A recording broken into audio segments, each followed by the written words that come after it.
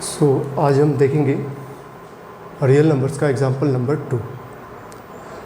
Example number 2 में क्या कहता है कि so that every positive even integer is of the form even integer in the form 2q and odd integer should be in 2q plus 1 where q is some integer। Okay, मतलब कि हर एक even integer मतलब कि सम जो integer होता है वो 2q के फॉर्म में हो और ऑड इंटीजर 2q plus 1। तो यूक्लिड डिवीजन लेमा क्या कहता है, a is equal to b q plus r, जहाँ की r जो रिमाइंडर है वो 0 और b के बीच में होगा। तो इसके लिए सपोज हम वो लेटर a भी एनी पॉजिटिव इंटीजर, a कोई भी पॉजिटिव इंटीजर है, कुछ भी हो सकता है 1 2 3 4 5 6 7 8।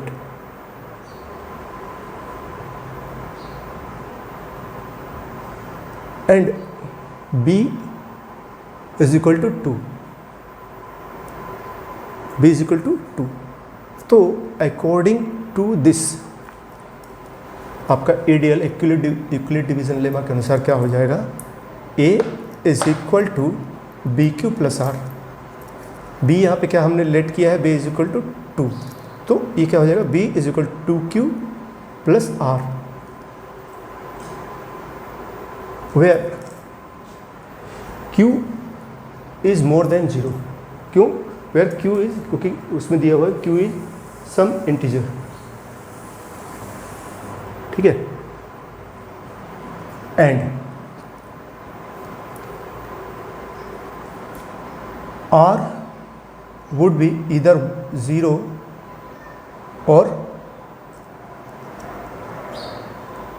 means equal to or more than 0 or less than b। b हमने क्या माना है, 2। ठीक है, मतलब कि r या तो 0 हो जाएगा यहाँ पे, या क्या हो जाएगा, r क्या हो जाएगा यहाँ पे 1। ठीक है, या तो r 0 हो जाएगा या 1। अब 1 क्यों होगा, क्योंकि यूक्लिड डिवीजन लेमा के अनुसार जो r होता है रिमाइंडर है वो 0 और b के बीच में हमेशा है। अब हमने b क्या माना है, b 2 है। ठीक है, तो b 2 है, तो अगर यहाँ पे ये हमने अगर 1 से बड़ा लिखा, मतलब 1 से आगे गए, जैसे सपोज 2 किया, तो ये इसके इक्वल हो जाएगा। यहाँ पे क्या दिया, हमेशा इसके लेस देन होना चाहिए। तो r इज इक्वल टू 0 और r इज इक्वल टू 1। ठीक है, ये रिमाइंडर होगा इसका, because r is between 0 and 2। If r is 0, तो इस इक्वेशन में जब a is equal to 2q plus r में अपन रखेंगे तो a is equal to 2q plus 0। ये हमने r की वैल्यू पुट की है, जो कि हमने यहाँ पे देखा कि अगर r 0 होता है, 0 क्यों होता है, इस रीज़न से ये जो यूक्लिड डिवीजन आइडियल में हम देखते हैं कि r इज इक्वल टू 0 क्यों होगा, मतलब क्योंकि या तो r जो होता है या तो 0 के बराबर होता है या उससे बड़ा होता है, लेकिन b से छोटा होता है। तो अगर r इज इक्वल टू 0, अगर हम इस इक्वेशन में r इज इक्वल टू 0 रखते हैं तो a इज इक्वल टू क्या हो जाएगा, 2q हो जाएगा। हाँ, अब लेकिन अगर r is 1 which is less than 2, r क्योंकि अगर r 1 लेते हैं जो कि 2 से छोटा होगा, तो r इज इक्वल टू 1 लेते हैं, तो क्या हो जाएगा, किस फॉर्म में हो जाएगा, इस इक्वेशन में जब हम रखेंगे a is equal to 2q plus r, तो a इज इक्वल टू हो जाएगा 2q प्लस 1। ठीक है, तो अब अगर a is equal to 2q होगा तो ये इवन इंटीजर होगा। अब क्यों होगा इवन इंटीजर, क्योंकि इवन जो इंटीजर होता है हमेशा या तो 2 का मल्टीपल होगा या 2 से डिविजिबल होगा।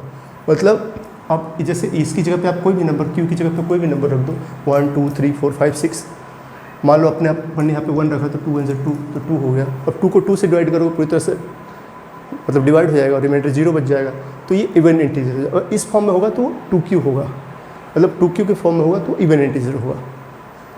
कोई भी नंबर आप यहाँ पे q की जगह पे रख लो, कोई भी नंबर पुट करो, 2 3 4 5 6 7, तो 2 से हमेशा डिविजिबल होगा। क्यों? क्योंकि इवन इंटीजर हमेशा या तो 2 से डिविजिबल होता है या 2 का मल्टीपल होता है। ओके। अब लेकिन अगर a is equal to 2q plus r आता है हमारा यहाँ पे, तो ये ऑड होगा। अब ऑड क्यों होगा? ऑड इंटीजर्स क्या है? जो कि 2 से मतलब डिवाइड नहीं होता। सपोज कोई भी नंबर 3 ले लिए, 3 को हमने 2 से डिवाइड किया, क्या आ गया? 2 1 जा 2, 1 रिमाइंडर बचा, ठीक है। तो किस ये यहाँ पे क्या आ जाएगा? 3 is equal to 2 into 1 plus 1, यहाँ पे रिमाइंडर 1 बच गया। अब कोई भी नंबर ले लो तो ये हमेशा मतलब 1 रिमाइंडर देगा ही। तो इसीलिए जो ऑड हो मतलब ये होगा आपका ऑड इंटीजर होगा, ठीक है।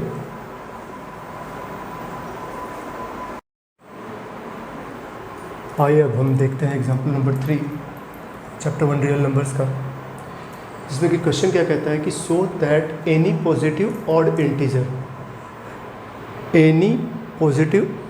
Integer would be in the form of 4q plus 1 और 4q प्लस 3, ठीक है।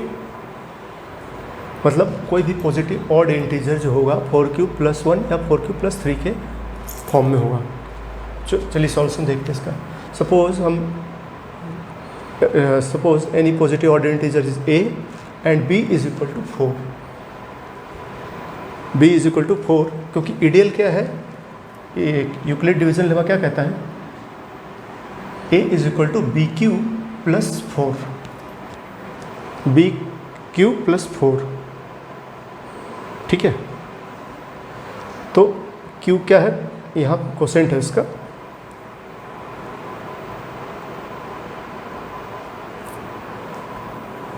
where r would be remainder would be between 0 and b।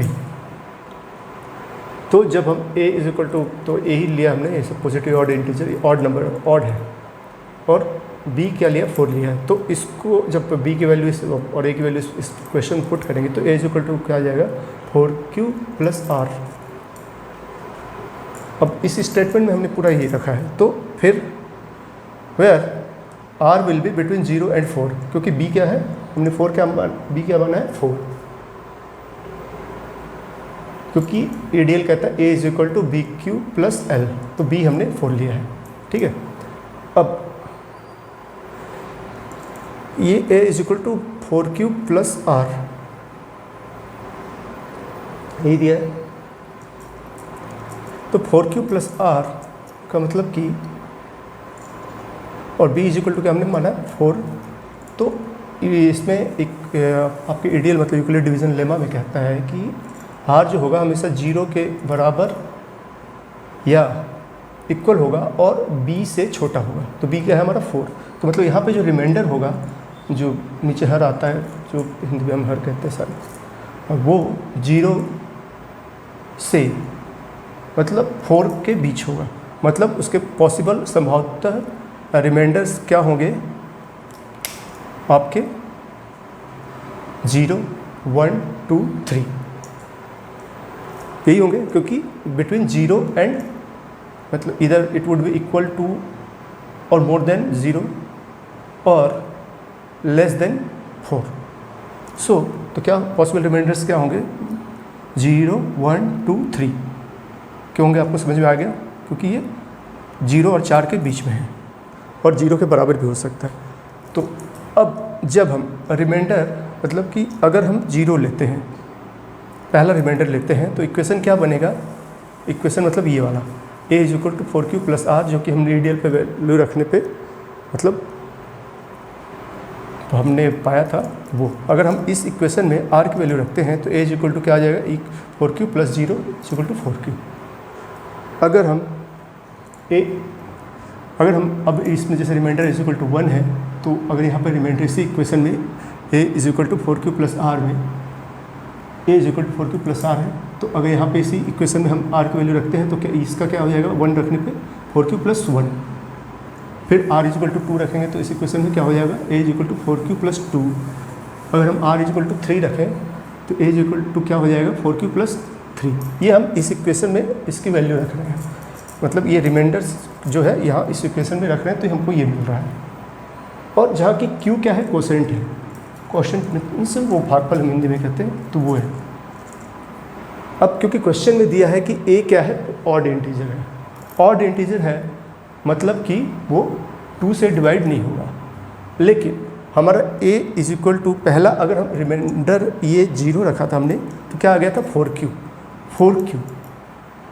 ठीक है, तो 4q का मतलब कि यहाँ पे कुछ भी अगर हम नंबर q की जगह पे रखेंगे 1 2 3 4 तो 4 का मल्टीपल हो जाएगा। मान लीजिए मैं आपको एक एग्जांपल से समझा देता हूँ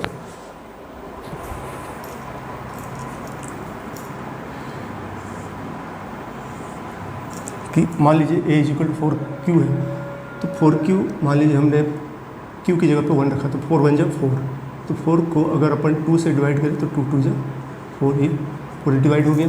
अगर हम इसकी जगह पे एनी नंबर रख दें, मान लीजिए 3 रखें q की जगह पे, तो 4 3 जा 12, 12 को हमने 4 से डिवाइड किया, सॉरी इसको हमने 2 से डिवाइड किया, क्या कितना टाइम चलेगा 6 टाइम में, 2 6 जा 12। तो इस तरह से ये 2 से डिवाइड हो जाएगा। अगर कुछ भी आप 4q मतलब ये 2 का डिविजिबल होगा, 2 से एनी हाउ डिवाइड हो जाएगा। इसी तरह अगर a is equal to 4q plus 2 है, ये भी ऑड नहीं हो सकता। क्यों नहीं हो सकता? मान लीजिए हम a इज इक्वल टू, फिर से एक एग्जांपल देख लेते हैं, a इज इक्वल टू 1 ही रखा तो 4 प्लस 2 इज इक्वल टू क्या हो जाएगा 6। यहाँ पे अब मान एक q की वैल्यू अगर हमने मतलब जैसे 1 2 रखा तो क्या हो जाएगा, सॉरी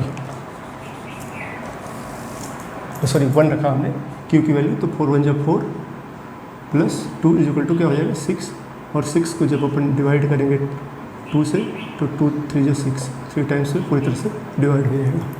तो इस तरह से यहाँ पे आप कोई भी नंबर रखिएगा q में क्वेश्चन मतलब, तो ये 2 से हमेशा ही डिवाइड हो जाएगा, कुछ भी हो। तो ये आपका ऑड नहीं हो सकता, ठीक है। लेकिन यही अगर आपका 4q प्लस 1, जहाँ पे कि 1 रिमाइंडर वाले में हमने रखा था 4q प्लस 1, अगर ये होता है प्लस 4q प्लस 3, अगर ये होगा तो ये दोनों ऑड इंटीजर्स होंगे। क्यों होंगे? क्योंकि इसमें रिमाइंडर 1 और 3 और ये 4 मतलब 2 से डिवाइड नहीं होगा। अब ये इसका भी देख लेते हैं एग्जांपल। मान लीजिए 4q इज इक्वल टू हमने 1 रखा इसमें, तो 4 प्लस 4, देखिए 4 into 1 plus 1 is equal to क्या हो गया 5। 2 से डिवाइड करते हैं, ऑड बोला है, तो ऑड का मतलब क्या है कि जो 2 से डिवाइड नहीं होगा। तो अपन 5 को डिवाइड करेंगे तो 2 2 जा 4, रिमाइंडर 1 आ गया। मान लीजिए यहाँ पे हमने 2 रख दिया तो क्या आ जाएगा, 4 2 जा 8, 9 आ जाएगा। 9 को अपन ने डिवाइड किया 2 से तो 2 4 जा 8, रिमाइंडर 1 आ गया। तो हमेशा क्या हो जा रहा है, मतलब जैसे 9 is equal to 4 into 2 plus 1, इस फॉर्म में हो जा रहा है। ये आपका 4q प्लस 1, ठीक है। तो ये ऑड हो गया। इसी तरह से अगर 4q प्लस 3 रखा है, जैसे अब q की जगह पे मान लो हमने 1 रख दिया, तो फिर यहाँ पे क्या हो जाएगा 4 इंटू 1 प्लस 3 कितना हो जाएगा, 4 1 जा 4 and 4 plus 3 is equal to 7। 7 को अपन 2 से डिवाइड करेंगे तो 2 3 जा 6, 1 रिमाइंडर आ गया।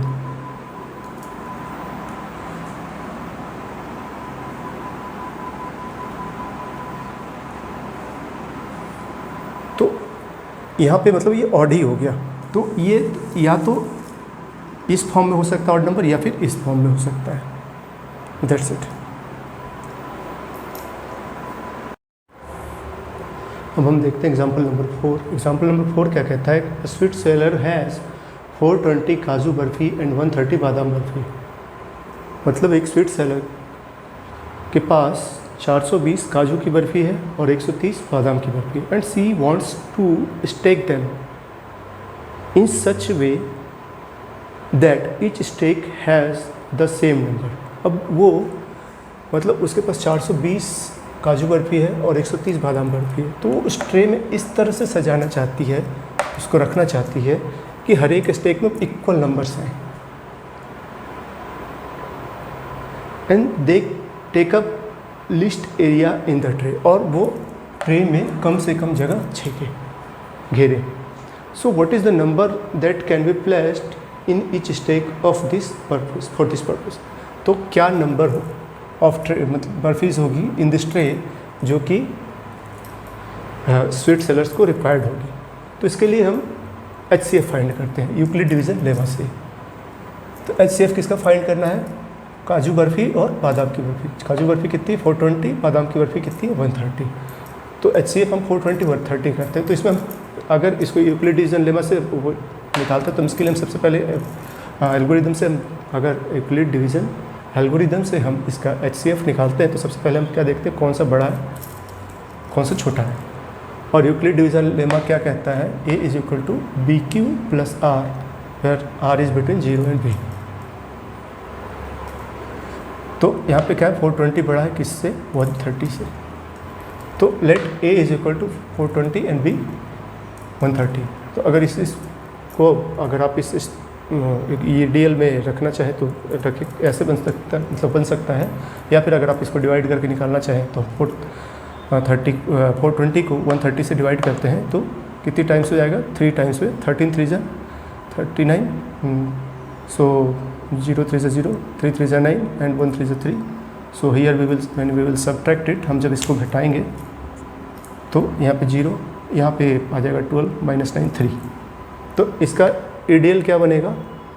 यहाँ पे A क्या है? 420। तो 420 इज इक्वल टू B क्या है? 130, BQ, Q क्या हो गया? 3 और R क्या हो गया? रिमाइंडर 30। तो क्या हो जाएगा? 420 is equal to 130 into 3 plus 30।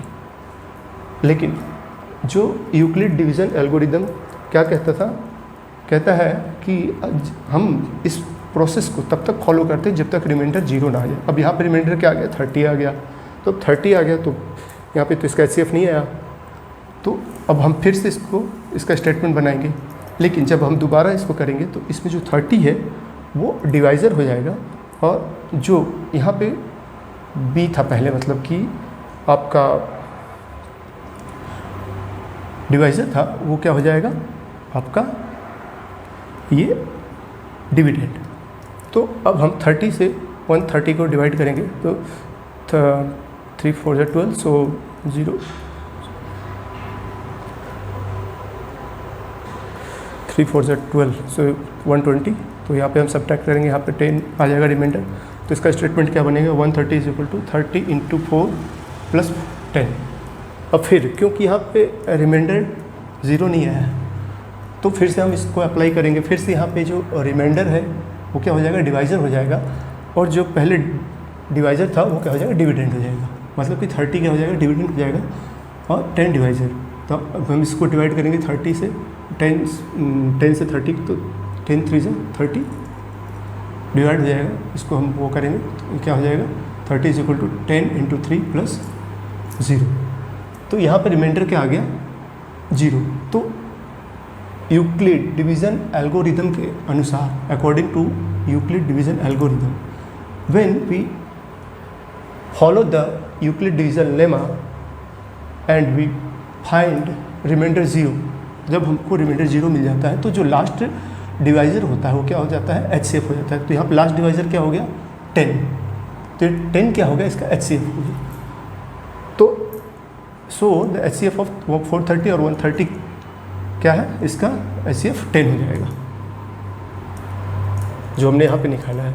तो अब क्वेश्चन में क्या पूछा है कि स्वीट सेलर को मतलब ट्रे में कितना, मतलब हर लाइन में कितना स्टैक जमाए इक्वल नंबर्स का, जो कि उसके ट्रे में कम से कम एरिया घेरे। तो so the sweet seller can make the stacks of 10 for both barfi. मतलब वो बोथ बर्फी मीन्स काजू और बादाम की जो बर्फ़ी है वो 10 की स्टैक वो जमा सकते हैं। That's it. Thank you.